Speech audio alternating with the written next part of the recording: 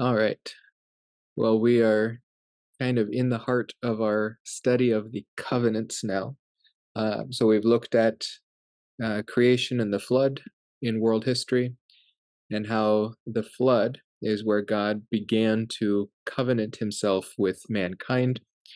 There are covenants we can ascertain theologically from the garden, but this is where God began to teach his covenant structure so that when he would covenant himself with the nation Israel, it would be understandable. He began that with Noah in the Noahic covenant, which the whole creation is still uh, guided by or uh, protected under. This was a universal covenant that God will preserve creation while he works to rescue man. And then in Genesis 12, he begins to bring about another covenant, which is going to be uh, really quite a beast of a covenant throughout the entire scripture. Uh, I would argue that the entire narrative of scripture is occupied by this covenant. This is the major covenant, and under it are three covenants. So we can think of the Abrahamic covenant as a trunk, and the three sub covenants as the branches that come out of it. This is a Jewish covenant. It is not a covenant made with the Gentiles, though we see at the beginning of the promise of this covenant that eventually Gentiles will be blessed by it. And temporarily, as Israel went along and was experiencing the blessings of their covenant, those Gentiles who blessed them would also be blessed by Israel's position of covenant blessing from God.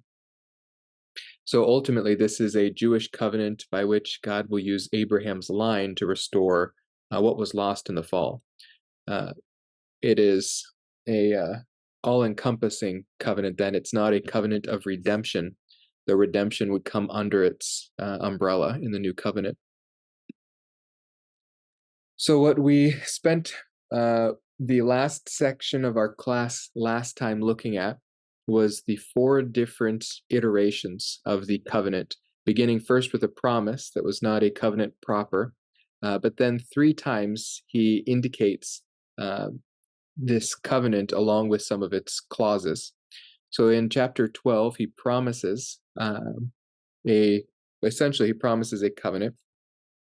And he promises the aspects of what God would later covenant himself to Israel for. And so if you read in Genesis 12, 1 through 3, you see three different aspects of the promise come out. One is that a land would be given to Abraham. Another is that a seed would be given to Abraham. And lastly, that Abraham would be blessed by God, and that he would be a blessing to others, and those who are a blessing to him would also be blessed through his covenant.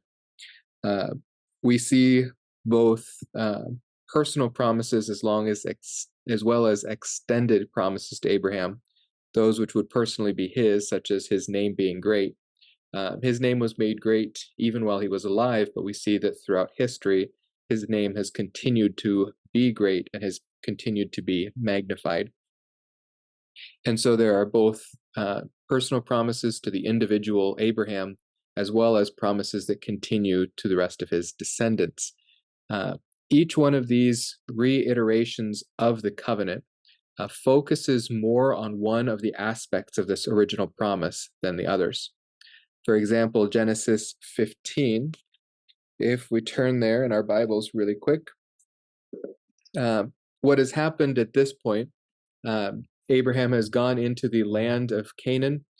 He entered into Shechem first and then went down to Bethel and Ai, camped between Bethel and Ai. In each of these instances, he builds an altar, worships the Lord, and continues to move south without being told to move south. We see in Genesis 12:7, I believe it is, 7.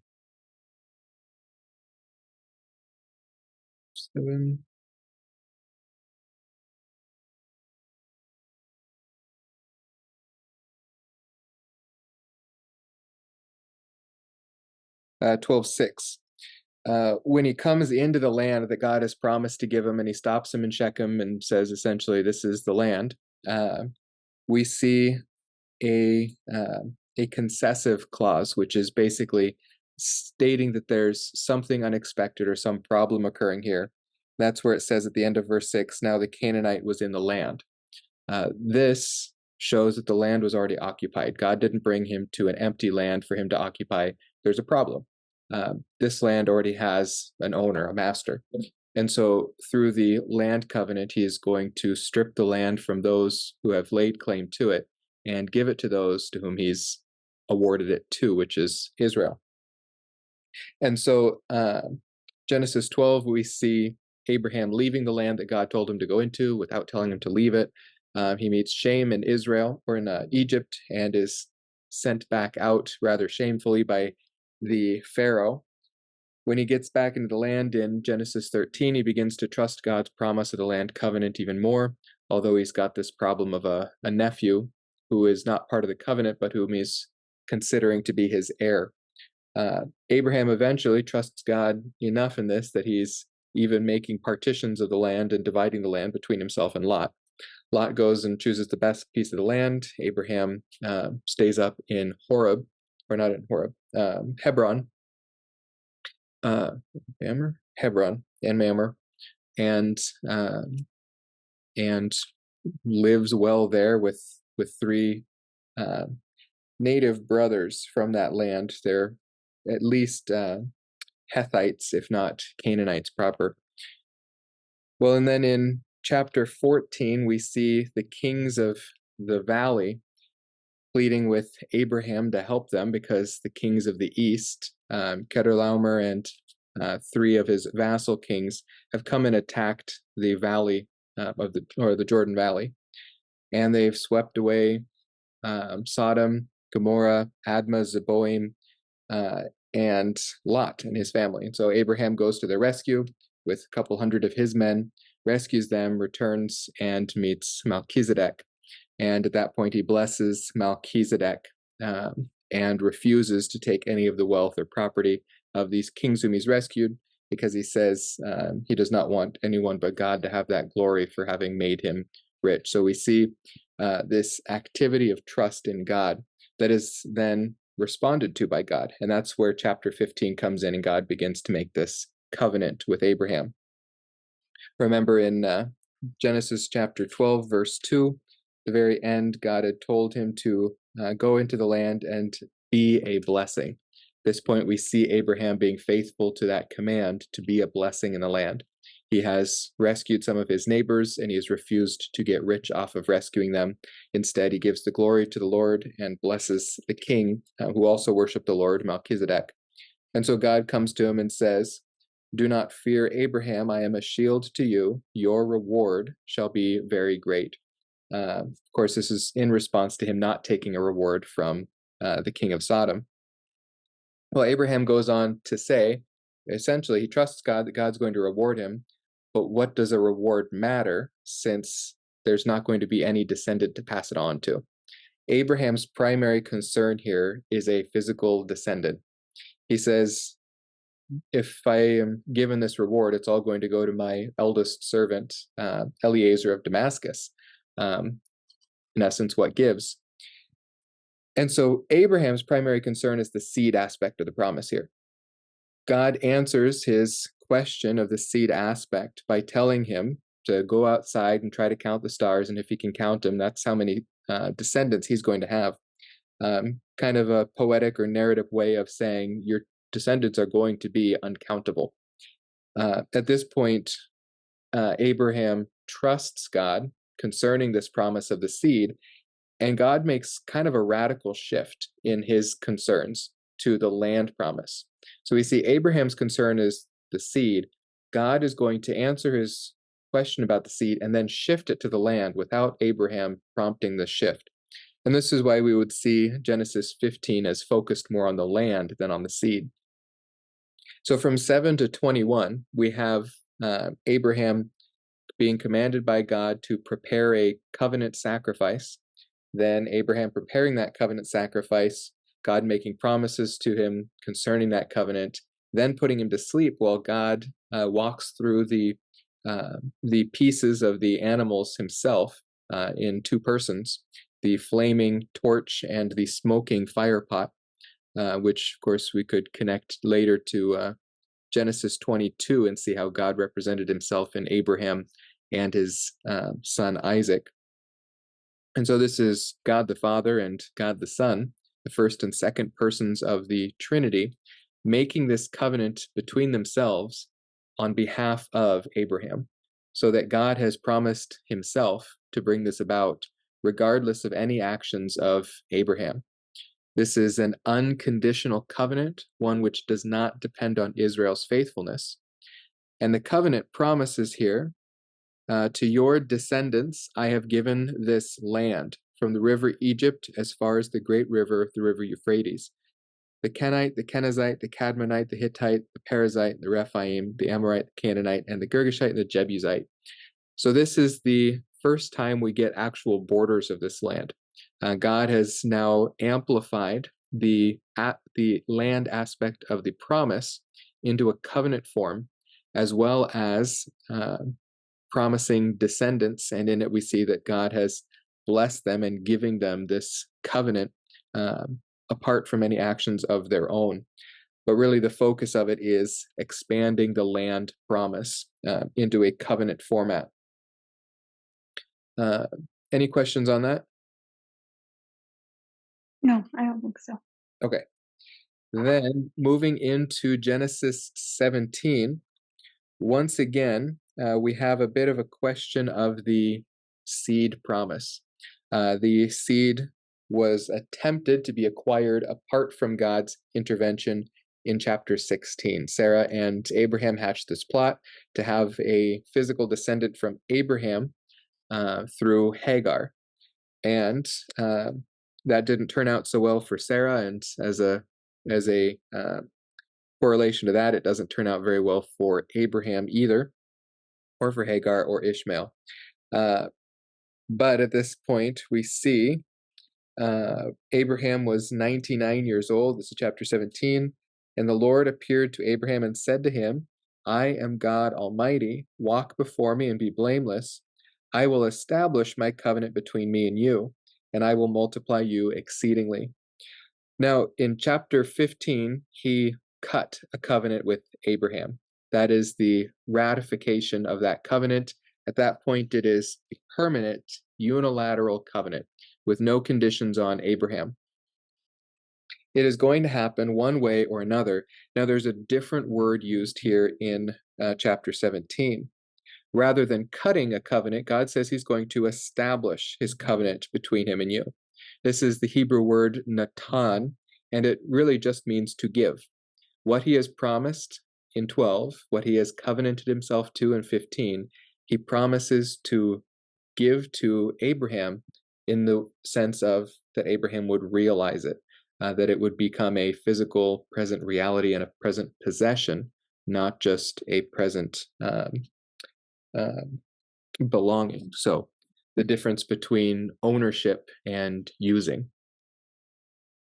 So he promises that he is going to establish this covenant. He is going to bring it to fruition between Abraham and himself, and he is going to multiply him exceedingly. In other words, this is the promise that God is going to show him his descendant. Abraham is going to experience that. Abraham fell on his face, and God talked with him, saying, As for me, behold, my covenant is with you, and you will be the father of a multitude of nations.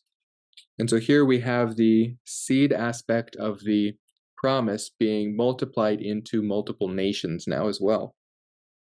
No longer shall your name be called Abram, but your name shall be Abraham, for I have made you the father of a multitude of nations. Abram, meaning essentially my father is great, turns to the great father of peoples. And so it imprints in his very name the seed aspect of the promise that he is going to be known as a great father. This also fulfills part of the promise of Genesis 12 that he is going to bring him into that land and make his name great. Then he says, I will make you exceedingly fruitful, focusing on the seed promise. I will make nations of you, and here's another amplification, kings will come from you. Kings all come from the Abrahamic line down through Judah, and then ultimately in David. The seed covenant is going to become a royal covenant with the royal line of David.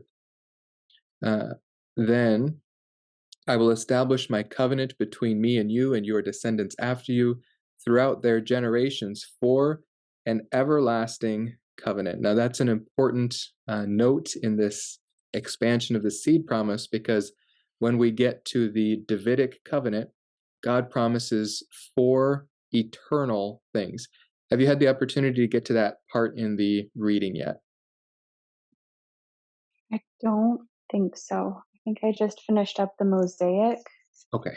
covenant. I think the Davidic is this The week's Davidic should be reading. next after the Mosaic, yeah. Good. Then, well, good. You'll get to it eventually. But the 4 eternal things that are promised is an eternal throne, necessitating a royal line, an eternal dynasty, uh, recognizing not just the place of rulership, but the family of rulership, an eternal kingdom, the land over which is ruled, and then, most importantly, an eternal king. So it's necessary here, this everlasting covenant, an eternal covenant, one that has no end, is going to be attached to an eternal person. The ultimate fulfillment of the Davidic covenant, or the royal covenant with David, is the eternal person of Jesus Christ, the ultimate seed of Abraham. And so this is here a royal covenant, a national covenant, and an everlasting covenant. Those are the amplifications here in chapter 17 of the seed aspect of the covenant. We see then the 2 other aspects will be tied together with this in verse 8. It says, I will give to you and your descendants after you the land of your sojournings, all the land of Canaan, for an everlasting possession, and I will be their God. So we've got the promise of delivering the land that God has promised to him to this eternal dynasty, and the promise of restored fellowship between these people and God in the context of eternity. So that corrects those 2 problems. Do I have that next? Yeah. So we see here in this Abrahamic covenant the 3 aspects: land, seed, and blessing. We have the cursed creation now being turned over to fruitfulness for people. We'll see when we get to the Mosaic covenant here soon that as long as they were obedient to that covenant, this land that he was bringing them into would basically be restored to pre-fall conditions of fruitfulness. This was something that God was going to bless this people with. With the seed covenant, we have eternity reintroduced into humanity. And through that person, all who come into the body of Christ or receive his salvation, his eternal life, no longer experience death. And so it fixes the problem of death brought in by the fall. And then we have the broken relationship between God and man restored in the blessing aspect of the covenant. And so this promise that God will be God to them is very important in this amplification of the promise. All right. The last thing to note about this covenant then is that this is essentially the section in Genesis where we are given the sign of the covenant, which is circumcision. Circumcision was given to the national people of Israel to remind them of this national covenant in every generation. It would be necessary for each parent to teach their child about it so that they would do it to the next generation. And this necessitated carrying down this teaching from one generation to another so that no generation would forget it. It's also interesting to note that generations where we see that Israel has forgotten this covenant, such as coming out of Egypt, the nation as a whole generally had given up the practice of circumcision. They were no longer training their children. And so they were, well, the book of Genesis was written by Moses, delivered to Egypt or Israel around the time of the Exodus. And part of the teaching that he was giving them was the necessity for them to be circumcised in order to bear that sign of the covenant in their bodies. Circumcision didn't make them righteous, make them holy, make them saved, but it did ensure that the next generation would be aware of the covenant. And so that, again, uniquely in the seed aspect of the covenant, was a mark in the portion of the body that produces the next generation, the continued seed promise. So that is very significant there.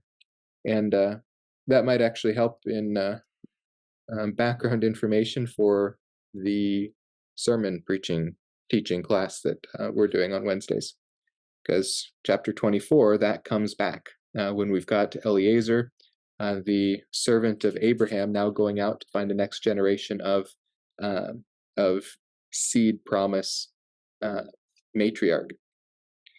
All right, moving into Genesis 22, we have the last time God brings up this covenant with Abraham, reconfirmation of the covenant or amplification of this covenant. In this portion of the covenant, the emphasis is the blessing aspect of the covenant. The background of this is probably the best known episode of Abraham, where Abraham brings Isaac up to Mount Moriah in obedience to God's command to take him up there and sacrifice him on the mountain.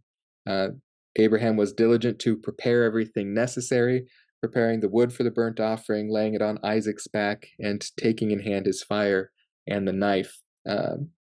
So he had everything set, everything ready. Nothing would hinder him from obedience to God here. And we see him very quietly and very faithfully going about doing what God had told him to do.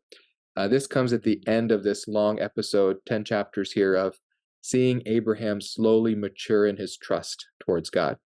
And if we see in Hebrews chapter 11, verse 13, that Abraham trusted that God was so powerful and God was so faithful to his covenant that in order to be faithful to his covenant and fulfill it, Isaac would have to live. Therefore, even if he died, God would have to resurrect him. And God was that faithful to his covenant and that powerful to overcome death that he trusted God in this scenario. So Abraham fully intended to faithfully sacrifice Isaac and believed that God would rescue him through resurrection. He did not anticipate that God would substitute a different one in his place. And so God teaches Abraham two things here. One, the amplification of the covenant in the area of the blessing, and also that it would come through substitutionary atonement. So Abraham raised his eyes, or this is verse 13 of chapter 22. Abraham raised his eyes and looked, and behold, behind him a ram caught in the thicket by his thorns. And Abraham went and took the ram and offered him up for a burnt offering in the place of his son. Abraham called the name of the place, "The Lord will provide." As it is said to this day, in the mount of the Lord it will be provided. Then the angel of the Lord called to Abraham a second time from heaven and said, "By myself I have sworn, declares the Lord." Now, Hebrews 6 also tells us that since God had no greater thing by which to swear, he swore by himself. So at the beginning of the covenant in 15, we have him swearing by himself by walking through the pieces of the animals to confirm this covenant. Here we have him swearing by himself, swearing by the highest thing in all of the universe. So that we have that heightened understanding of his seriousness about this covenant and the unconditionality of this covenant. I have sworn by myself, declares the Lord, because you have done this thing and have not withheld your son, your only son. Indeed, I will greatly bless you, and I will greatly multiply your seed as the stars of the heavens and the sand which is on the seashore, and your seed shall possess the gate of their enemies. So we have all three aspects there, but here he starts with the blessing aspect and then moves into the seed and the land aspects of the covenant. This possession of the gates of their enemies we see come back up in chapter 24, verse 60 or 61. Verse 60, when Rebekah is collected by the servant, and her maidservants send her away, recognizing the covenant that she's going to become a part of. says, may you, our sister, become thousands of 10,000s, recognizing the seed aspect, and may your descendants possess the gate of those who hate them, recognizing the land aspect, all in the context of the amplified blessing in chapter 22. We have the beginning with blessing, indeed I will greatly bless you, and we have an end in the blessing. In your seed all the nations of the earth shall be blessed, because you have obeyed my voice. In both of these, or in this covenant, we have a parallel between the actions of Abraham, sacrificing his son, his only beloved son, as verse 2 says, right? Yeah, take now your son, your only son, whom you love, Isaac, and go to the land of Moriah, and offer him as a burnt offering on one of the mountains, of which I will tell you. Well, Hebrews 11 tells us that this was done as a type, and we see God offering his son, his only begotten son, whom he loves, on behalf of mankind, to demonstrate his love for mankind. And in so doing, Christ ratifies the new covenant, the third branch of the Abrahamic covenant, which began its amplification here in chapter 22, of Genesis. And we see as well that new covenant, unlike the land covenant and unlike the seed covenant, spills over to bless the Gentiles as well. All the nations of the earth shall be blessed because you have obeyed my voice. All right. Any questions there? No. All right. So when we think of this Abrahamic covenant, we think of the nation of Israel being promised land, seed, and blessing. And at each stage, the tree grows a little broader, not with what God is planning to give, but with what God has revealed about his plan to give. God has the whole covenant structure already in his mind, and he is revealing it piece by piece to Israel. And that's progressive revelation. As we grow to know him better through his word, we see even more the promises that he has given through Israel to the world. Well, now we want to make another observation of how God expands this covenant, not just internally within Genesis, but using the rest of the Old Testament as well. We actually see it better through periods in time than we do in the divisions of the Old Testament, in the law, the writings, and the prophets. They, in each area of or genre of the Old Testament, there is a smattering of teachings and amplifications on all of these aspects. But God worked through time in Israel's history to develop certain covenants more in a more focused fashion than in others. So from Genesis through really about the end of Joshua, the primary emphasis is the land covenant. Though the seed covenant and the blessing aspect of the covenant are all going to be part of that land covenant because they're all tied together, what is happening is God is bringing Israel into their land and beginning to give them possession of it. And so the first covenant, or the first branch of the Abrahamic covenant that gets its own covenant as an expansion, is the land covenant. And that land covenant begins with the Exodus, this expansion and development of the land aspect of the Abrahamic covenant. God gives Israel unconditional ownership of the land and conditional enjoyment of it.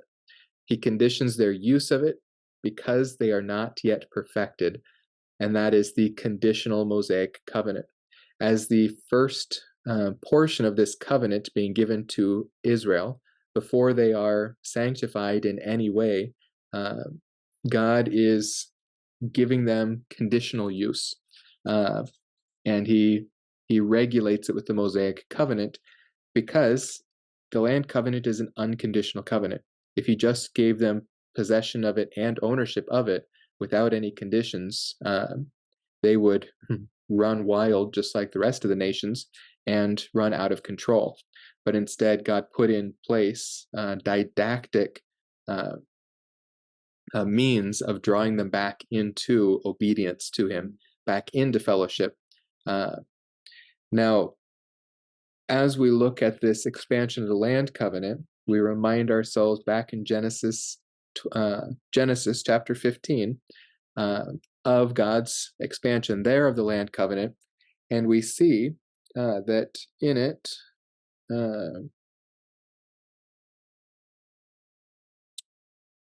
where did he say that?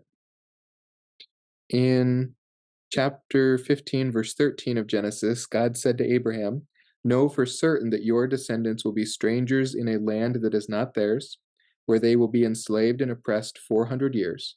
But I will also judge the nation whom they will serve, and afterward they will come out with many possessions. As for you, you shall go to your fathers in peace, and you will be buried at a good old age. And in the fourth generation they will return here, for the iniquity of the Amorite is not yet complete." And so he's answering the problem of Genesis 12:6, that there were Canaanites in the land. He says, when I bring you in here, their sin is going to be to the point where I'm ready to remove them from this land.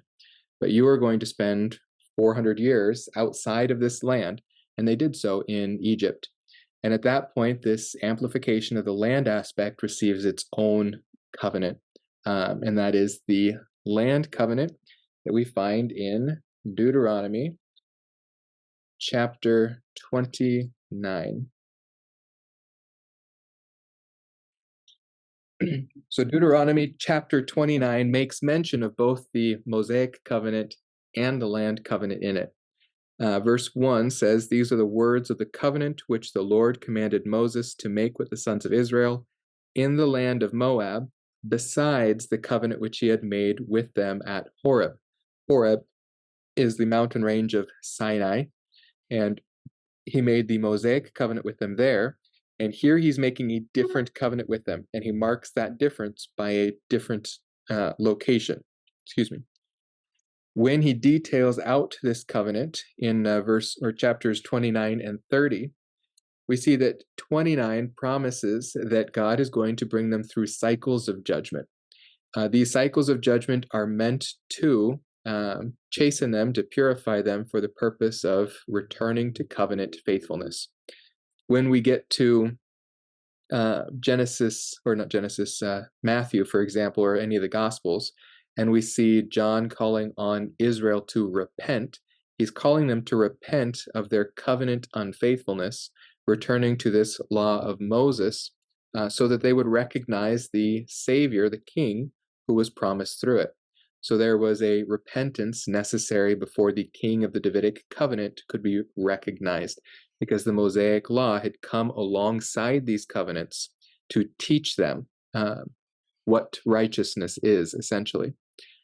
And so we have this development of the land covenant in the Pentateuch, the law of Moses, and up through Joshua, where they are entering into the land and learning how to live in the land. For example, if we look at Deuteronomy chapter 6, Deuteronomy literally means the second law or the second giving of the law. And so just like Exodus 20 through 40, this is the second giving of the law. In chapter 6, he's teaching them about teaching each generation and obedience to the Mosaic law. He says, "Now this is the commandment, that the statutes and the judgments which the Lord your God has commanded me to teach you, that you might do them in the land where you are going over to possess it, so that you and your sons and your grandson might fear the Lord your God, to keep all his statutes, his commandments, which I command you all the days of your life, and that your days may be prolonged. O Israel, you should listen and be careful to do it, that it may be well with you, that you may multiply greatly, just as the Lord, the God of your fathers, has promised you, in a land flowing with milk and honey. Hear, O Israel, the Lord is our God, the Lord is one. You shall love the Lord your God with all your heart, with all your soul, with all your might. These words which I am commanding you today shall be on your heart." So again, we have the aspects of the covenant in view there, land, seed, and blessing. With the amplification of the land covenant, God brings this Mosaic covenant in alongside to teach them how to behave in this land prior to being regenerated in the new covenant. They don't have the new covenant yet. This covenant that actually puts them into spiritual regeneration with the promise of physical resurrection. When you move into chapter 30, after their cycles of punishment, we have the promise that is an unconditional promise that they will be restored. Just like he promised that they would be unfaithful and would receive chastisement, so he promises that they will turn to him in faithfulness. So in chapter 30, it says, "So it shall be when all these things have come upon you, all the cursings of the law, the blessing and the curse which I have set before you, and you call them to mind in all nations where the Lord your God has banished you, and you return to the Lord your God and obey him with all your heart and soul, according to all that I commanded you today, you and your sons, then the Lord your God will restore you from captivity and have compassion on you, and will gather you again from all the peoples where the Lord your God has scattered you." This is the promise of national regathering for the purpose of being rescued by God, and this will come into major fruition in the tribulation period, as we'll see when we get to that section. We want all this as foundational information before we get there. All right, any questions on that? I've got here, you've seen this video in the last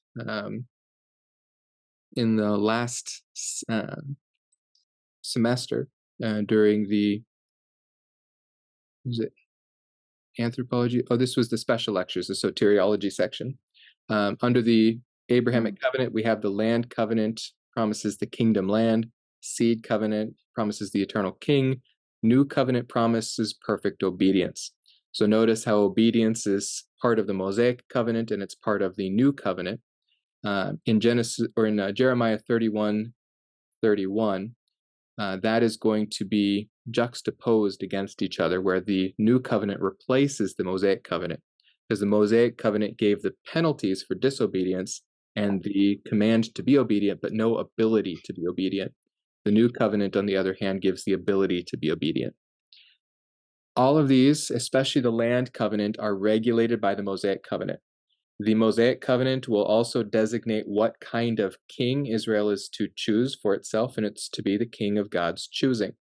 And it is to regulate what obedience should look like, though it doesn't give the ability to obey. And most importantly, it tells them how they should act in the land and the consequences for failure to do so, which is cycles of judgment ultimately resulting in temporary casting out from the land, which is why they ended up in Assyria and Babylon in 722 and 586 BC. This Mosaic covenant regulates Israel's enjoyment of the land. It stipulates Israel's responsibility to enthrone God's king. That's Deuteronomy 17:15. And then it regulates the blessing and cursing for obedience or disobedience. Let's see. Time. I think this is not our last class for this, is it? No. Coming up here right on the end. I'm thinking, let's see, we'll go through these more quickly without going through the all the proof texts and whatnot for it, because you're going to go and watch more videos now. So hopefully in just 7 minutes we can get through this. The Davidic covenant is going to then develop the seed aspect of the Abrahamic covenant. It's going to narrow the kingly line to David's dynasty. Now, from that point forward, David's dynasty, rather than just Abraham, Judah, Jesse, down to David, is going to be necessary. So only those who come from David's line qualify as members of this possible kingly line. If you go quickly to Matthew chapter 1, we see this demonstrated in the genealogy of Jesus. Now, this genealogy is really unique. The genealogy in Luke is the one that qualifies Jesus for the throne. The genealogy in Matthew is actually proving that Jesus is not disqualified from the throne. And it does that for an important reason here. We see just in the first two verses or three verses, the record of the genealogy of Jesus, the Messiah, the son of David, the son of Abraham. Those were the two touch points that were necessary because the covenant was given to Abraham at first and amplified to David. He falls under that promised covenant. Abraham was the father of Isaac, Isaac the father of Jacob, Jacob the father of Judah and his brothers. Judah was that first one in the chain to be promised a royal line. That's Genesis 49:10. He's promised the scepter will never depart from Judah. It goes down through the rest of this note.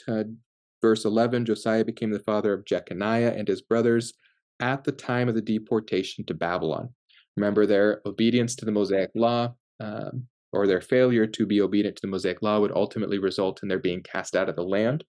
And so one of those times that they were cast out of the land was when they were cast into Babylon. And then after the deportation of Babylon, Jeconiah became the father of Shealtiel, Shealtiel the father of Zerubbabel. So the point there is, as we get down to verse 17, actually 16, Jacob the father of Joseph, the husband of Mary, by whom Jesus was born, who is called the Messiah. So we see this is the genealogy through Joseph down to Jesus. So all the generations from Abraham to David were 14 generations. From David to the deportation in Babylon were 14 generations. And the deportation to Babylon to the Messiah were 14 generations. Now, Matthew has purposefully structured it this way so that we hit those three touch points now. Abraham, David, and oddly enough, the Babylonian deportation, and then the Messiah. And it makes us ask ourselves the question, why the Babylonian captivity? Well, if we look at who it was that was in that bloodline there, it's Jeconiah. In the Old Testament, he's known as Coniah. That J-E at the beginning is taken off. If you look at Jeremiah 22, verses 24 through 30,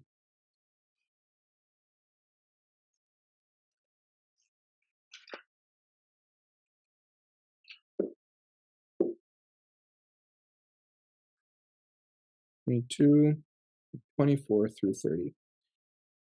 It says, "As I live, declares the Lord, even though Coniah, or Jeconiah, the son of Jehoiakim, king of Judah, were a signet ring on my right hand, yet I would pull you off, and I will give you over into the hand of those who are seeking your life, yes, into the hand of those whom you dread, even into the hand of Nebuchadnezzar, king of Babylon, and into the hand of the Chaldeans. I will hurl you and your mother who bore you into another country where you were not born, and there you will die. But as for the land to which you desire to return, they will not return to it.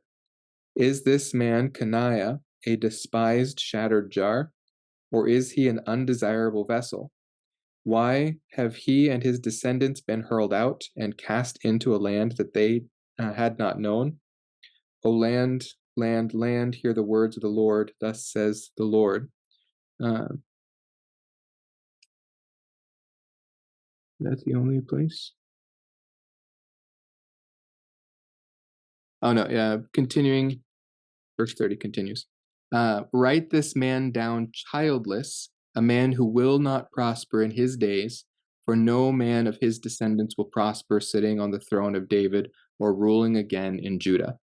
So at that point, the line of Jeconiah or Coniah is cut off from the Davidic line. So we've got three touch points. Abraham qualifies Jesus, David qualifies Jesus, Jeconiah disqualifies Jesus if his father is Joseph. And that's why the next verses that we get, 18 through 25, teaches the virgin birth, showing that Jesus is not truly the descendant of Joseph. Therefore, he is not disqualified by Jeconiah.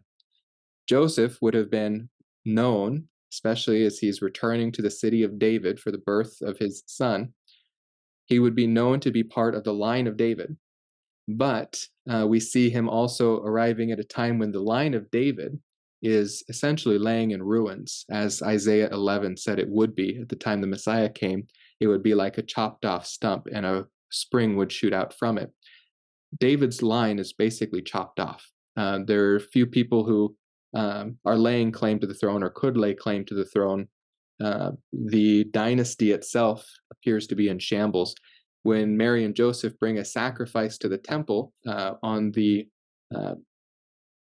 to sacrifice on behalf of Christ's birth, they have to bring the sacrifice that is permitted for the poverty-stricken because they have nothing. They are broke. Their dynasty is in shambles. But they would also know culturally that any son of Joseph is automatically disqualified from the throne because of Jeconiah. And so this is an apologetic in the book of Matthew to the Hebrew audience that Jesus is not a son of Joseph in any manner that would disqualify him from the throne. So that is a very important aspect there, I think, of the Davidic covenant. It's narrowed down to the line of David, and the ultimate Davidic seed, Davidic descendant, is Jesus, who came not through the line of Solomon, but through the line of Nathan, through Mary. And so he is legally a descendant able to take the throne through Joseph, because he is not actually of Joseph's body, but being from Mary's body, he is actually a true descendant of David through Nathan. And so on both sides, he has the perfect qualification without too much connection through Joseph to take the throne. And so it's truly amazing how God has worked through history to bring that about. The last thing I'll just note, we won't get into it here, the new covenant develops the blessing aspect of the Abrahamic covenant. It promises that God will actually make it able for those under this covenant to be obedient. The church has experienced not the fulfillment of this covenant, but an aspect of this covenant in the regeneration that we receive in Christ. As we're positionally placed in Christ, we are partakers of his life, and we are redeemed and restored in part through him, awaiting the ultimate fulfillment of that glorification.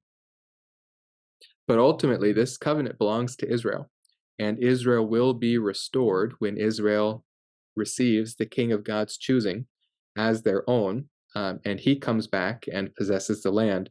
They will be resurrected into this land, given the promises of the new covenant, the Davidic covenant, the land covenant, the whole Abrahamic covenant. He will fulfill them all upon his return and rescue of Israel.